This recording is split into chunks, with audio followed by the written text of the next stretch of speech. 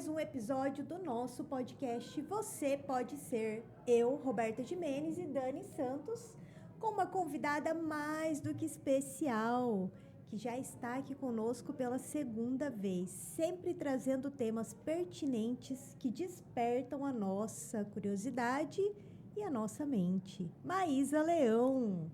Gente, que alegria estar aqui e que alegria ver o crescimento de vocês e ver quantas coisas maravilhosas esse podcast e o que vocês estão realizando para além dele estão acontecendo. Eu estou muito honrada. Que coisa linda. E, gente, Augusto Cury esteve aqui, então eu estou me sentindo. Olha, você veio depois dele, então... Né? Se antes e depois. Exatamente, eu estou me achando muito importante.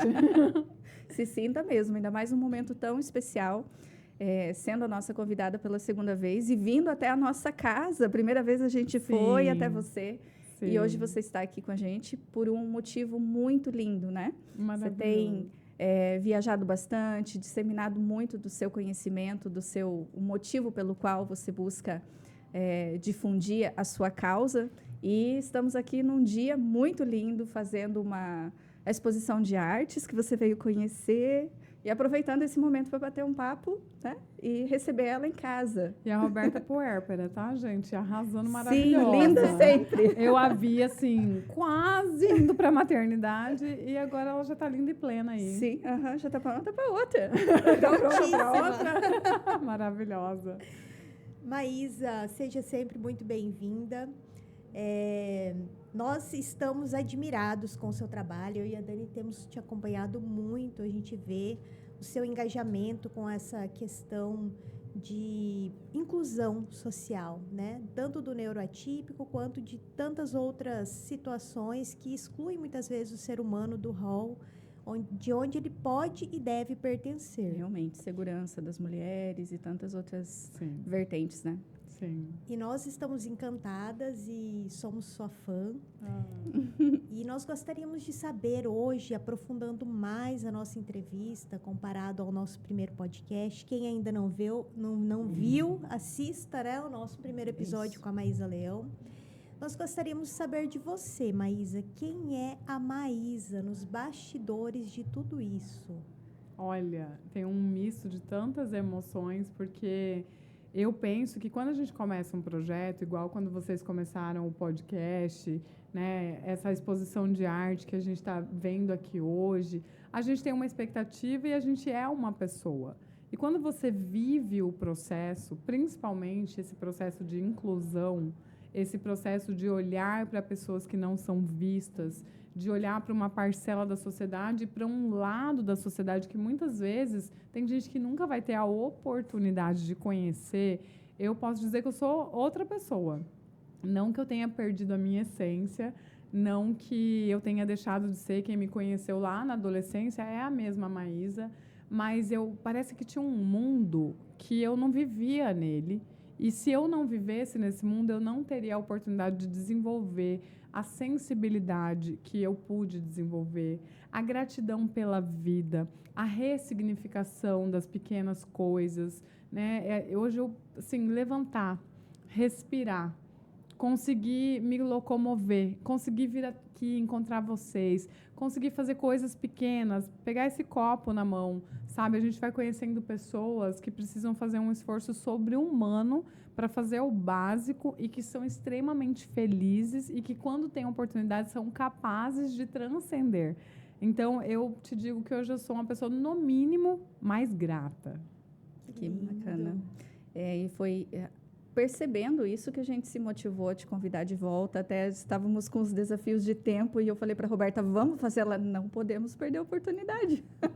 E deu tudo certo, né? Sim, deu tudo certo e vai dar tudo certo no final, porque o propósito é muito bonito, né? Sim. E a gente até conversando sobre esse aprofundamento hoje, já que nós já tivemos um primeiro momento, falamos sobre isso. Poxa, o que move ela a sair de casa no final de semana, deixar a família, talvez o único momento de descanso que você tenha, né?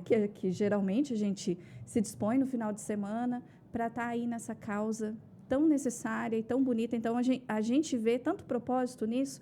Isso conectou tanto com a proposta do podcast muito. O próprio nome já diz, você pode ser. Então, a gente pensa muito nessa ideia de levar um mundo diferente. Como você disse, muitas vezes a gente vive no nosso próprio mundinho e não tem acesso a esse tipo de percepção, e que existem muito mais coisas, e que existem, inclusive, formas diferentes de ver o mundo. E aí, o objetivo do podcast, ele surgiu exatamente disso, de levar conhecimentos e percepções que, de certa forma, a gente não encontra nas redes sociais, no dia a dia, nas notícias, porque muita coisa se propaga, mas nem tudo traz conhecimento e liberta a consciência. Então, tanta coisa que vira trend, né? Exatamente. E, às vezes eu vejo, assim, trends do momento e eu falo, dava pra gente fazer umas trends tão mais legais, né? Assim, divertidas, mas mais profundas, com mensagens interessantes. Então, eu penso que esse lugar do podcast de vocês e a união de vocês duas, né? Porque ambas têm uma história que se entrelaça, né? Agora, como madrinha, então... Sim, mais ainda. Mais ainda, são comadres, mas que bonito de ver isso, né? Eu acho que tem tanta oportunidade de bons conteúdos. A gente tem que buscar, né? A gente também tem que trollar um pouco o algoritmo. Se você está ali passando timeline e só está aparecendo ou bobeira ou coisa ruim, que daí você vai perdendo a fé, né, na vida, no ser humano, a gente também buscar bons conteúdos, propagar, para a gente não perder a fé, porque tem muita coisa boa acontecendo. Ele é reflexo do que a gente busca, né? Então, e eram tantas conversas nossas que a gente... Daí surgiu a ideia de trazendo isso para o podcast. E trazer esse tipo de percepção e fomentar isso é muito importante. Como você disse, tem tanta coisa boa acontecendo. Sim. Tem tanto movimento humano no mundo todo acontecendo, e cabe a nós que temos essa percepção levar cada vez mais e oportunizar as pessoas que já estão prontas para se conectar com isso, que cheguem nesse movimento, né? E a sua causa é linda e vem a calhar muito com a nossa busca, aquilo que a gente quer promover também. E aí a gente fala muito de preconceito, né, Maísa? E eu tenho uma perspectiva assim, até compartilhei com a Roberta para saber a visão dela. Preconceito é diferente de pré-conceito. Completamente. Né? O pré-conceito é um conhecimento prévio que eu tenho sobre alguma coisa, que me limita, que me faz ter algumas crenças, algumas definições. O preconceito já é diferente. E esse preconceito é possível de ser ressignificado quando nós temos oportunidade de receber conteúdos como desse aqui, né? Sim. Como que você vê a sua jornada nesse equilíbrio aí entre essa questão de levar conceito, conhecimento e, claro, como consequência, trabalhar o preconceito também? Olha, todo dia eu aprendo. E todo dia eu vejo que eu, né, que me penso uma pessoa sem preconceito, ninguém é. Todo mundo tem algum grau de preconceito, de rótulo. Você olha para alguém, você tem uma primeira impressão, né? Aquela coisa que muita gente fala, o santo não bateu, né? Será que não foi uma predisposição também para o santo não bater? Porque às vezes, eu achei a pessoa fechada, eu achei que ela é metida, eu achei que ela não me deu... E se ela for tímida? E se ela tiver uma neurodivergência? E se ela estiver passando por uma depressão? Se ela estiver enfrentando um câncer? E se ela estiver passando por um divórcio? A gente não sabe o que as pessoas estão passando, né? E nessa jornada do conhecimento, eu me propus a fazer um gabinete da inclusão. E quando eu me propus a fazer esse gabinete e entrar na política para defender uma pauta que vinha da minha casa, da minha maternidade, do que eu defendo enquanto mãe, para que o meu filho caiba nesse mundo, para que o meu filho não sinta o preconceito, a gente acabou atraindo pessoas muito diferentes. Então, a gente tem ali convivendo juntos pessoas de diferentes religiões, pessoas de diferentes raças, pessoas de diferentes crenças, pessoas de diferentes origens. E isso traz desafio, porque é muito mais fácil você ter uma conversa com alguém que concorda com tudo que você fala, com alguém que tem uma sinergia perfeita. A outra coisa são aprendizados que, às vezes, você não tinha uma maldade, né? Tem muita gente que fala, mas eu não falei com maldade. Mas, a partir do momento que você aprendeu, você pode não falar mais aquilo que você não falava com maldade, mas que fere alguém.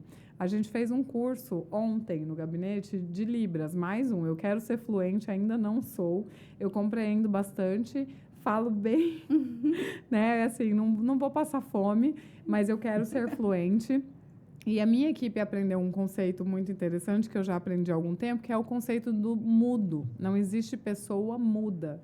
A gente sempre ouviu o mudinho, o surdo mudo. E ontem eles ficaram, nossa, mas não existe mudo, mas se a pessoa não fala. E aí esse conceito, esse pré-conceito de comunicação. Para nós que somos falantes e ouvintes, muitas vezes a comunicação é a oralização, é a fala. Mas a comunicação, ela vai muito além, né? Porque eu posso fazer assim... E você vai entender que eu estava com saudade, que eu queria te dar um abraço. Eu posso fazer...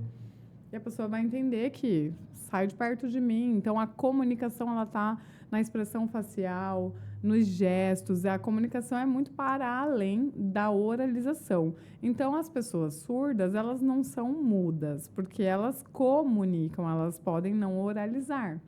E aí a gente aprendeu que não existe mudo, porque mudo seria aquele que tem zero comunicação. E se uma pessoa faz um olho de pânico, um olho de alegria, se ela sorrir, ela está comunicando. Exatamente. Né? Se ela existe, ela já está é uma comunicação. comunicando. A gente aprende que até a pessoa que não se comunica, ela está comunicando algo. Exatamente. O fato dela negar a comunicação, como você deu o exemplo, às vezes uma pessoa que cresce com uma introspecção, uma timidez e que é rotulada como chata, como metida, e, na verdade, ela simplesmente não está sabendo como se comunicar de uma forma diferente porque ela tem os desafios internos dela, né? Exatamente. Então, eu penso que a conscientização, tem muita gente que fala assim, mais uma palestra, mais um podcast. Gente, a conscientização, ela nunca vai ser o suficiente. A gente sempre vai ter o que aprender. A gente sempre vai ter mais para conscientizar. Então, hoje eu vejo que é uma das coisas mais importantes que tem é esse trabalho de formiguinha de conscientização. E nós estamos num momento em que, falando da conscientização de um todo, mas vamos voltar um pouquinho para o nosso mês de abril, né, do autismo. Se ouve muito a fala, agora todo mundo é autista. Né? Inclusive num tom preconceituoso, né? Sim. Como se todo mundo que tem diagnóstico ou que tenha os sintomas tivesse exagerando, tivesse criando fosse isso frescura, nesse tom. Né? Fosse para se beneficiar de alguma coisa. E, na verdade, assim, antes, primeiro que as pessoas autistas estavam em manicômios, estavam escondidas dentro de casa, porque a gente falava na vizinhança, eu cresci na década de 80 ouvindo, assim, aquela família ali tem uma pessoa especial. As pessoas falavam baixo, como se fosse algo assim, olha... Vai pegar. Né? Não pode, vai pegar. Ninguém chegava perto, não levava para a escola, não levava para a vida. Então, claro que não tinha autista, claro que não tinha PCD na rua, claro que não tinha que fazer inclusão escolar. Essas pessoas já nasciam fadadas à exclusão, ao manicômio, à solidão. Até hoje, muita gente, né, sabe o quanto o peso da solidão na vida da pessoa com deficiência. E aí surge o autismo, que durante muitos anos ele teve uma separação ali dos níveis de suporte 1 para o 2 e o 3 estarem em diagnósticos diferentes. Né? Então, a gente tinha o autista nível 1 sendo diagnosticado com síndrome de Asperger. E essa pessoa que tinha essa síndrome de Asperger, que era considerado pequeno gênio, que parecia que era uma coisa assim, nossa, ele fala línguas, ele sabe matemática e é maravilhoso. Essa pessoa começou a manifestar sofrimentos, começou a manifestar sintomas, começou a ter prejuízos significativos, a suicidar, a passar pela vida, porque por ter uma consciência intelectual preservada, muitas vezes essa pessoa enxergou a exclusão de tal forma que ela preferiu não viver mais. Diferente da pessoa nível 2, nível 3, especialmente, com deficiência intelectual, que ele está ali em sofrimento, mas ele nem consegue perceber o preconceito alheio. Quem sofre, quem percebe é a mãe. Geralmente a mãe, né, porque muitos pais vão embora, é a família, quando os pais ficam, quando os avós permanecem. Então, hoje, a gente precisa dizer que o autismo não é a moda. O autismo não é, tá todo mundo autista. A gente tem filas de espera de pessoas que não têm acesso ao diagnóstico, a gente não tem médico suficiente para diagnosticar, a gente não tem acesso a fonoaudiólogo, a psicólogo, a terapeuta ocupacional, a profissionais da equipe EMULTI para todo mundo. Então, a realidade que a gente tem é muito mais de exclusão, de falta de diagnóstico do que de excesso. O que a gente tem é uma glamorização, algumas vezes, uma romantização.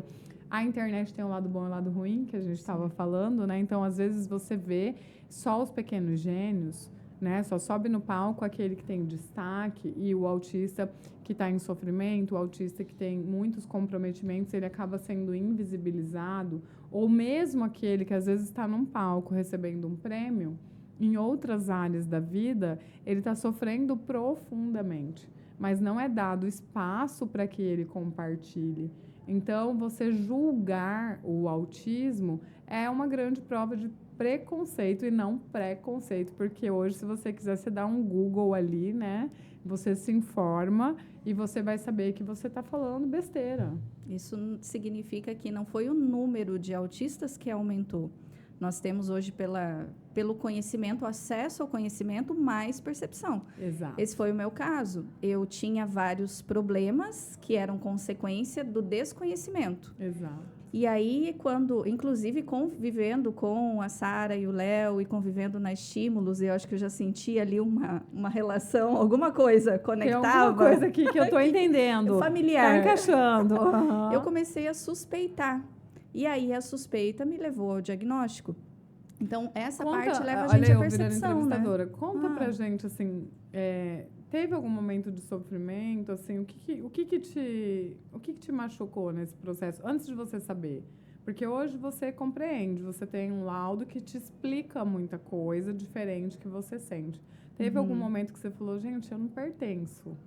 O que mais te doeu? Olha, acho que a vida toda. Porque eu sempre me senti não pertencente, não inclusa. Inclusive, eu tratava muito, no contexto terapêutico, feridas de rejeição, de abandono. Inclusive, tem um fato legal para contar sobre isso. E isso foi a minha vida toda. Então, e realmente eu passei por situações que honraram essas feridas, que realmente eu me senti. Não que necessariamente tenham feito, aconteceu, sim, mas eu me senti. No núcleo social, na escola, eu era sempre deixada de lado, eu não tinha amigos, eu não conseguia me incluir, eu vivia sozinha no meu mundinho. Sempre criei o meu próprio mundo. E ao mesmo tempo, eu tinha essa necessidade de me sentir inclusa. Tanto que essa noite, participando de toda a preparação do evento que a gente está aqui, eu tive pesadelo a noite inteira. Oh, meu Deus. Que eu estava sendo excluída, que eu não conseguia me arrumar para chegar no evento, e aí eles estavam começando sem mim. E, sabe, o sentimento de rejeição, ele apareceu. Eu falei, olha só, que interessante, eu participando de um movimento inclusivo, sim, onde as minhas dores estão aflorando, né? Eu acordei de madrugada e fiquei fazendo autoterapia ali, pensando sobre isso. E aí o diagnóstico, ele veio para esclarecer tudo isso. Só que, ao mesmo tempo, vem aquele choque, né? Até esses dias eu coloquei nas minhas redes sociais, a Roberta me chamou para conversar. Como é que era? Nem tão estranha, diferente para ser autista e nem tão normal para ser neurotípica, né? Uhum. Porque é assim que eu me sinto. E aí as pessoas olham e falam, nossa... Tem uma frase do Coringa, vocês assistiram o filme? Eu assisti. Meio impactante, muito, né? Muito forte. E ele fala, vamos ver se eu vou lembrar direitinho, mas ele fala assim, querem que eu seja uma pessoa normal, mas me tratam como louco. Então, né, essa palavra normal é uma palavra capacitista, né? Todos somos normais, inclusive as pessoas que têm diagnóstico. Mas o que ele queria dizer é que queriam dele sociabilidade, respeito, mas faziam com ele exclusão, desrespeito, agressão, violência, e ele numa condição psiquiátrica, porque quando você assiste, você entende que ele tem ali uma condição psiquiátrica, né? Não fica muito claro se seria uma esquizofrenia, qual seria o diagnóstico, mas ele tem uma condição. E ele, dentro daquela condição, sempre hostilizado, sempre excluído, sempre maltratado e sendo cobrado a ser gentil, a obedecer regras, a ser afetuoso. Então, esse sentimento, né, que você teve leva muitas pessoas a saírem da sociedade. Né? Exatamente. E aí vem aquela sensação assim, poxa, mas se você é neurodivergente, então você não pode estar fazendo o que você faz, porque você não tem capacidade para isso. Então, vem aquela estranheza. Mas como você, que tem tal diagnóstico, então se coloca para fazer isso e aquilo. Então, tem essa dualidade, você fica em conflito. Você fala, caramba, eu me adapto e consigo... Tem até um termo para isso, né? Quando o neurodivergente ele vai fazendo a socialização ali, eu esqueci agora. E vou movimentando o meu sentimento de inclusão, porque deve partir muito de mim também. Ou eu assumo isso, então, e vou para o lugar que as pessoas querem que eu vá e me rotule a partir dos meus diagnósticos. E aí, cabe muito da gente buscar esse apoio de pessoas que têm esse olhar amplo, que o diferente não é necessariamente diferente desse ponto de vista. Sim. Mas que diferente não é ruim. Não é ruim, pelo contrário, são perspectivas só diferentes. Nós brincamos e foi motivo de risada até quando a gente estava organizando aqui o salão, porque tem a entrada principal, tem o salão e a parte do fundo. E aí eu e a Sara conversando, não, então vamos arrumar lá na frente, onde a Maísa vai palestrar, vamos colocar tal coisa. Mas eu acho que isso ficaria mais legal lá no fundo. E ela, não, Dani, eu acho que na frente fica melhor. Aí eu falei, gente, vamos desenhar? Porque o meu fundo era a frente dela. Olha, vocês estavam falando do mesmo lugar. Sim. Só que para uma era o fundo, para outra era a frente. Mas na minha cabeça não cabia que o que ela estava falando era uma Fazia coisa sentido. Exato. E ela a mesma coisa, ela não conseguia entender. E aí foi um exemplo para a gente, né, de como a neurodivergência acontece, como o nosso cérebro ali, a gente conseguiu chegar numa ideia muito legal, trocando experiências, mas cada uma de uma perspectiva. Então, não é necessariamente... É diferente a partir de que ângulo? Do seu? Que é neurotípica? Mas e se você vê do ângulo do neurodivergente, não é diferente. Sim. Então, e aí a gente vai ampliando essas perspectivas, isso é muito legal, né? E eu penso que a psicoeducação vai ajudando a gente, né? Porque eu era uma pessoa, sou neurotípica, não tenho nenhuma característica de autismo, porque sempre fui muito social e sempre tive muita facilidade com comunicação, mas eu tinha comportamentos restritos e repetitivos de uma característica da minha personalidade. E chegou num ponto da minha vida que esse comportamento restrito e repetitivo, ele se tornou uma verdade absoluta.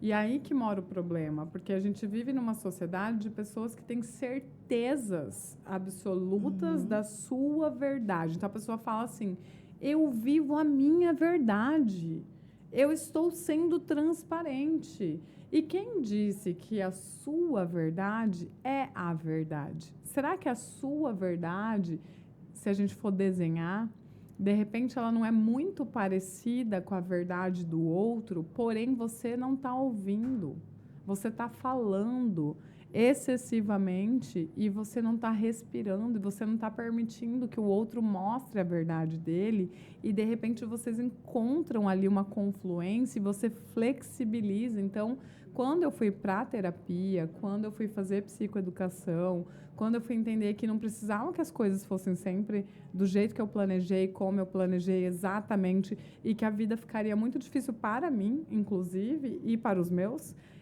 eu fui aprendendo mais sobre essa inclusão que a gente fala, porque as pessoas acham que inclusão é rampa, inclusão é a língua de sinais, a Libras, inclusão é a comunicação aumentativa alternativa, é terapia. Acessibilidade, estacionamento. Exatamente. E inclusão é você permitir que o outro seja quem ele é você ouvir quem é o outro, tentar ver quem é o outro, perceber o quanto você pode flexibilizar essa sua verdade ou até abandonar algumas. Sim, e saber que existem verdades diferentes dentro de uma mesma pessoa.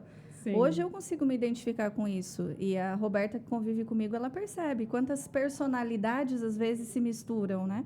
A amiga, a pessoa que está ali na intimidade, se porta de um jeito totalmente diferente. Às vezes eu consigo mostrar a minha vulnerabilidade, principalmente para ela. Mas aqui é outra pessoa. Sim. Eu olho assim, nossa, uma pessoa tão comunicativa, como que ela tem neurodivergência? Por que não? Por que eu não posso, nesse momento, incorporar uma outra verdade que faz sentido para mim agora, no que eu estou buscando? E você tá no seu hiperfoco aí, Exato, né? não. Então para quem nos assiste, se ela tá no hiperfoco, é mais fácil. Colocasse você para se comunicar sobre algo que você não suportasse. Não vai, não flui, não acontece. Tem momentos, tem episódios aqui que ela conduz 90%. Dani saiu do grupo. Sim. É bem isso. E tudo bem. E aí a gente respeitar e você conviver com pessoas que respeitem isso, isso é muito legal, muito legal.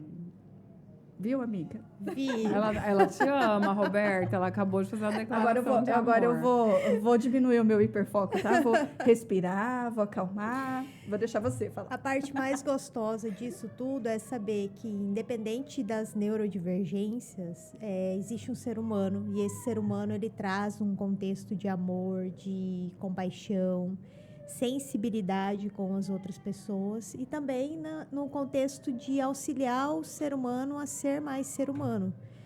Porque quando ela escolheu o caminho das terapias, eu tenho certeza que de alguma forma foi conduzida espiritualmente também para esse processo. Sim. Porque o formato com que ela conduz a terapia, eu como paciente de terapia dela, eu sei que é um formato que eleva o ser. Né? Então, acredito que muitas pessoas que estão nos assistindo também já passaram pelo processo terapêutico com a Dani. Uma única sessão. Para quem nunca viu, porque vai ter gente assistindo que Explica nunca aí passou. agora. O que é o processo terapêutico? Que eu incorporo o personagem, né? A Hoje eu tô na Dani- personagem artista. Exatamente. A Dani é neuroterapeuta e ela trabalha na linha da terapia transpessoal, que é uma terapia que nos auxilia com um processo, vou falar da minha maneira que eu entendo, Sim, tá? senhora. Nos auxilia abrindo o nosso olhar e a nossa mente com os processos crísticos, né? A visão de Cristo, o caminhar de Cristo.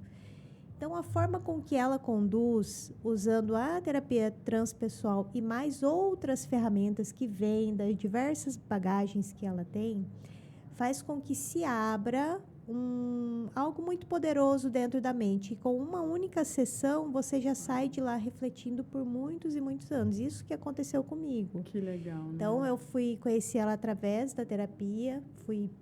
A primeira vez que eu fui até ela buscar ajuda, acho que fazem 8 ou 9 anos.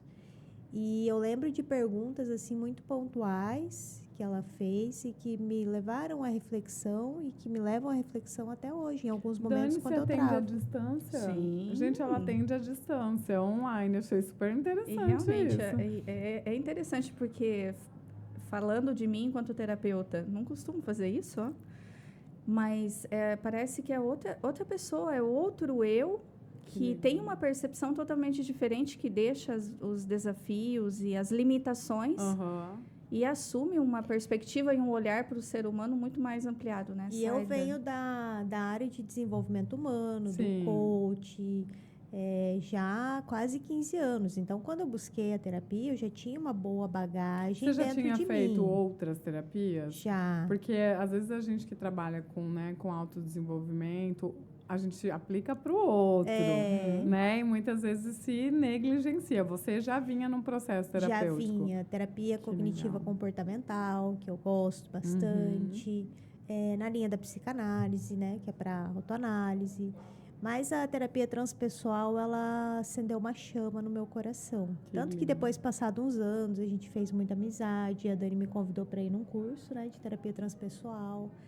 E até hoje eu falo aonde eu estou, né? O quanto é valioso você poder estar em uma sessão terapêutica. Sim, muito. E esse processo todo, lógico que ele é eficaz se o profissional que está te atendendo, ele também chegou aonde ele quer levar o outro. Sim. Né? E é isso que faz a diferença. Totalmente. É por isso que eu fui meu laboratório a vida inteira. Ela estava nesse processo, gente, né? quanta coisa. E quem está nos vendo também, que tem algum neurotípico, neurodivergente, né, na família, ou que a pessoa seja, entender que até onde ela vai, e quanto mais longe ela for, mais ela pode levar os outros ao redor. Isso é importante. E de nada diminui ninguém que está aqui nos vendo hoje porque tem alguma condição. Pelo contrário. Pelo contrário. Se você está se sentindo excluído, ou você não está na mesa certa, né? Ou você ainda precisa fazer a sua mesa, não chegou ainda a hora. Esse processo, né? Não subestima e nem superestima uma pessoa, um diagnóstico. Exato. O João Lucas, ele passou por diversos momentos, né? A terapia, acho que na infância, é algo que a criança não entende tanto, né? Porque que ela tá ali, ela sabe que ela tem uma rotina de terapias e ele gostava muito da terapeuta dele, a primeira psicóloga, assim como uma tia, né? A tia Fer, né? Que é a tia Maria Fernanda, que acolheu ele, que foi a primeira psicóloga. Então, ele ia lá para a tia Maria Fernanda num momento de conforto, de acolhimento. E quando ele passou para um processo de terapia na adolescência, que já é um processo de autodesenvolvimento, de auto-olhar, de enfrentar muitas barreiras hormonais, que acontece com qualquer pessoa, com as pessoas neurotípicas também. A adolescência é muito desafiadora, né? O pertencimento. Imagina para uma pessoa neurodivergente, né? Porque as questões do adolescente, elas estão muito no entorno desse pertencimento. Sim. E se você é neurodivergente, provavelmente pertencimento é uma questão, é um problema que você precisa superar, porque a nossa sociedade muitas vezes exclui. Essa não é uma realidade rara, essa é uma realidade comum. E ele hoje, ele teve um momento que ele falou, não quero mais fazer terapia, porque terapia era olhar para as dores. Mas aí a gente teve todo um trabalho junto com ele e com o psicólogo dele, que hoje é o Gustavo, porque a tia Maria Fernanda atende até os 12 anos, e ele ama o Gustavo. E ele entendeu, foi um ano assim, muito puxado dele, falando, não quero mais fazer terapia, não quero mais. E ele entendeu, ele falou, mãe, todo mundo precisa de terapia. Todo mundo precisa de um psicólogo, todo mundo precisa sentar e olhar as suas questões. E ele tem só 16 anos. E tem gente que passa pela vida sem tomar essa decisão, né? Sem ter essa percepção. Tem uma visão preconceituosa, né? Que procurar ajuda psicológica, profissional, é reconhecer uma fraqueza, reconhecer uma limitação. Eu não tenho problema nenhum. Eu já acho que é uma atitude extremamente inteligente. A pessoa que se permite é porque, né, ela está consciente, poxa, eu posso ser melhor e eu vou procurar quem tem estratégia para me ajudar. Exatamente. E tem uma fala que vem muito dos mais velhos, né? Eu não sou louco, eu não preciso. Eu não preciso. Infelizmente. Eu não preciso. Todo mundo precisa, né? Todo mundo precisa. Mas mudando um pouquinho de assunto, mas ainda dentro do contexto, eu gostaria de trocar uma ideia com você sobre o mercado de trabalho e inclusão. Né? Nós estamos vendo muito essa sua visão inclusiva em vários contextos. Como que nós poderíamos melhorar em questão de mercado de trabalho e trazer mais essa inclusão, tanto das mulheres em situações de risco, dos neurodivergentes e de tantos outros que precisam incluir-se? Como que você vê esse processo todo hoje? Olha, primeiro, política pública, porque a gente precisa, primeiro, ter regras, primeiro, ter leis e que essas leis sejam cumpridas. Então, se a gente for parar para pensar, o que é mercado de trabalho para a pessoa com deficiência, para a pessoa neurodivergente? A gente tem uma lei, mas ela só atinge empresas que têm mais de 100 trabalhadores, 100 colaboradores, ou seja, empresas de grande porte. E a gente sabe que os empregos, a renda é gerada no Brasil em 90% por micro e pequenas empresas. E também por empreendedores independentes.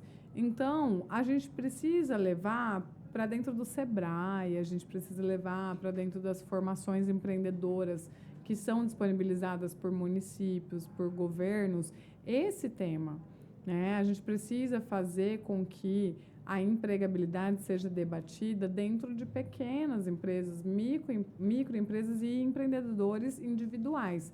De repente, criando selos que estimulem, criando formas de isenção fiscal que estimulem, porque se a gente não der um incentivo, o que as pessoas vão fazer? As grandes empresas, elas escolhem que tipo de pessoa com deficiência elas vão contratar. E a gente sabe que muitas vezes as deficiências intelectuais, elas são descartadas.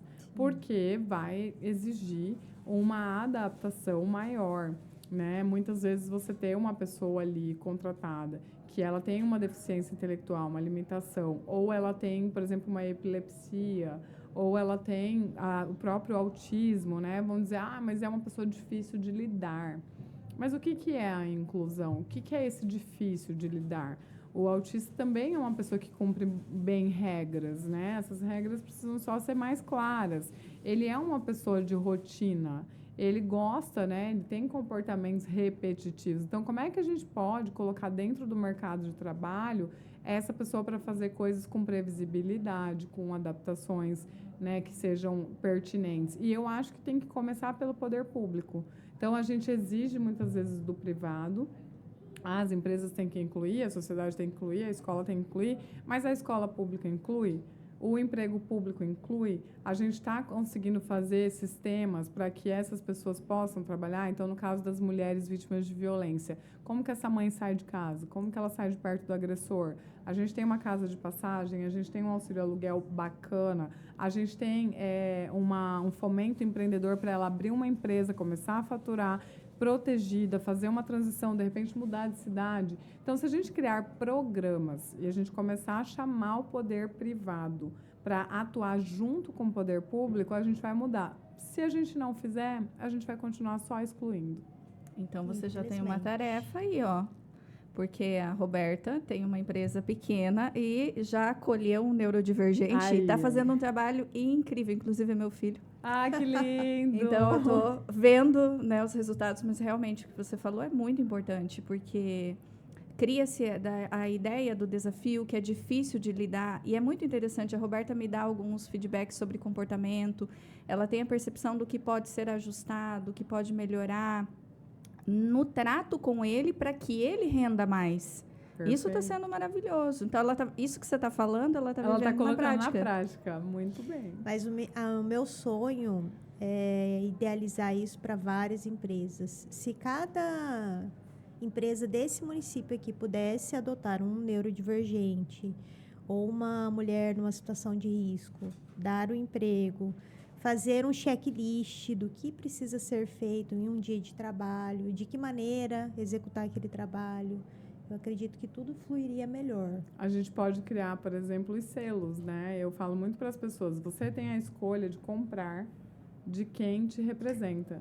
Então, imagine que você tem uma padaria que tem um selo da inclusão, isso significa que essa padaria não tem 100 trabalhadores, ela não é obrigada pela lei, mas ela foi certificada porque, como você, Roberta, decidiu contratar um colaborador neurodivergente, essa padaria também decidiu. E ela ganha ali o selo mediante uma conferência que pode ser feita pelo município, e nós, enquanto consumidores, vamos consumir de quem tem o selo.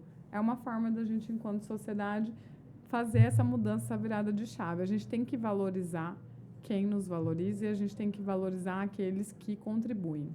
Perfeito. Muito bem. Vamos pensar em forma de colocar isso em movimento. A Floima já tem um selo. Com certeza. Maísa, nós estamos chegando ao final do nosso programa hoje. O tempo foi curto, né? Daqui a pouco você tem que dar uma palestra. Pode fazer, eu deixo. Nós gostaríamos de agradecer a sua presença aqui e aproveitar o momento, então, para fazer mais uma pergunta, né? Quais são as novidades que vêm por aí, esse 2026, que ainda está só começando? O que a Maísa tem de bom para nós? Olha, esse 2026 vai ser puxado. Esse é um ano eleitoral, né? A gente sabe que a gente vai fazer escolhas muito importantes. Então, nesse ano, eu sou pré-candidata a deputada estadual. Isso é um grande desafio, porque a gente vive num estado que é do tamanho de um país. Sim. Então, quando eu entrei para a política, eu nem sonhava que um dia eu pudesse entrar como aquela mãe ativista que queria o direito das pessoas autistas, neurodivergentes em geral, com deficiência, excluídas, as mães, né, as mulheres vítimas de violência na nossa sociedade.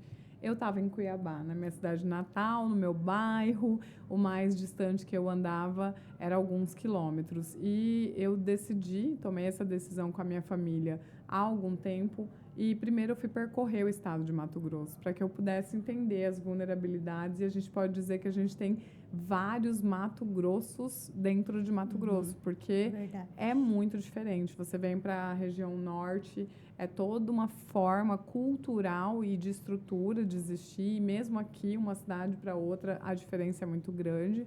Então, esse ano eu tenho esse desafio e nós todos temos o desafio de fazer boas escolhas, né? Porque a gente vai ter um diazinho lá na frente, lá na urna, que a gente vai poder escolher pessoas que vão nos representar em âmbito federal e estadual. São escolhas muito importantes e que muitas vezes quem está trabalhando inclusão, quem é mãe atípica, quem é ativista de alguma causa, fala, eu estou ocupado.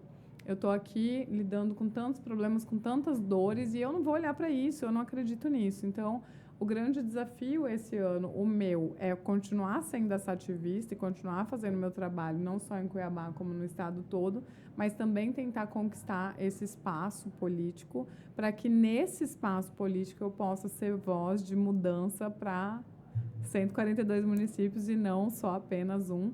Né? Então, esse é meu grande desafio do ano de 2026 e tudo isso sem pirar, sem ter burnout. Eu tô pensando né? aqui. E sem deixar o meu neurodivergente lá em casa, que tem 16 anos, que adora ficar trancado no quarto e que a gente sabe que a mãe e o pai tem que chacoalhar, tem que mexer, tem que tirar, tem que levar para a rua, tem que levar para o mundo para adaptar, porque ele também daqui a pouco vai estar prestando um vestibular, vai estar indo para uma faculdade, se Deus quiser. Então, é essa multimulher como vocês. Caramba. Né? Tem muitos desafios. A gente pensa e conversa muito sobre isso também, né? O quanto é importante pessoas que têm essa visão e que querem construir no nosso mundo um lugar melhor começarem a se envolver. Sim. Então, a gente parabeniza e se coloca à disposição para fazer campanha, realmente. Obrigada. Com certeza. Porque obrigada. Eu sou daquelas, assim, né? Eu passei desafios muito grandes na área política familiar e aí a gente cria preconceitos. Ai, não quero saber disso. Sim, mas hoje eu venho mudando a minha concepção e buscando entender isso, que se as pessoas boas não se envolverem, nada vai mudar. Exato. Então, se a gente não pode propagar e falar de quem está tentando fazer a diferença, poxa, né?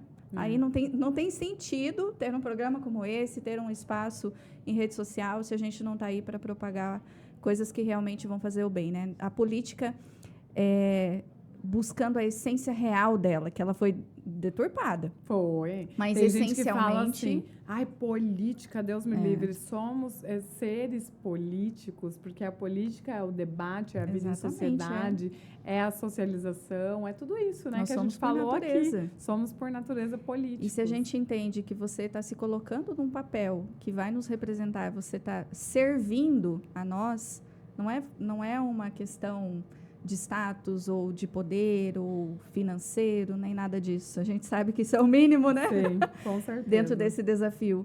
Então, valorizar isso é um valor para nós e a gente agradece muito você disponibilizar a sua vida para estar aí ajudando a causas tão bonitas e se colocar à disposição nessa pré-candidatura. Parabéns. Amém. Muito obrigada. Maísa, muito obrigada por esse momento. Obrigada por toda a sua disposição. Conte conosco sempre. Conte com este lugar. Sempre que quiser vir, seja bem-vinda. Nós estaremos aqui também torcendo por você e que você possa levar a sua mensagem de paz e de luz por onde você passar. Obrigada. E de inclusão, né? E de inclusão, com Obrigada, certeza. Roberta. Obrigada, Dani. Obrigada a todos que nos assistem, porque eu tenho certeza que aqui a gente tem uma audiência qualificada, porque o podcast de vocês é muito diferente, é muito especial e eu me sinto muito honrada em estar pela segunda vez e eu espero que seja a segunda muitas, de né? muitas. Vem atualizando a gente, tá? Vou atualizando, pode deixar. Pode deixar sua mensagem, Maísa, se quiser, para os nossos telespectadores. Nós vamos alguma consideração que você queira dar também? Algum recado? Fica à vontade. Eu quero convidar para me seguirem nas redes sociais, @MaísaLeão, com Y, MAYSA Leão no Instagram. Ir lá e me contar, eu vi você no podcast e dizer que eu estou muito feliz de estar aqui, de ver o trabalho de vocês, porque vocês se propuseram a levar uma boa mensagem. Eu vejo muita gente, eu sou educadora digital, de profissão, porque a política é missão, e eu vejo muita gente falar que as redes sociais acabaram com as pessoas. E as redes sociais democratizaram a comunicação. A gente pode escolher boas comunicadoras e bons assuntos, ou a gente pode perder tempo na rede social. E a escolha é individual de cada um, assim como Cristo nos deu o livre-arbítrio, né? Então, que a gente possa usar o nosso livre-arbítrio para escolher bons canais de comunicação, boas empresas, boas pessoas, com boas práticas para a gente fomentar e incentivar. Obrigada. Muito bem. Muito bom.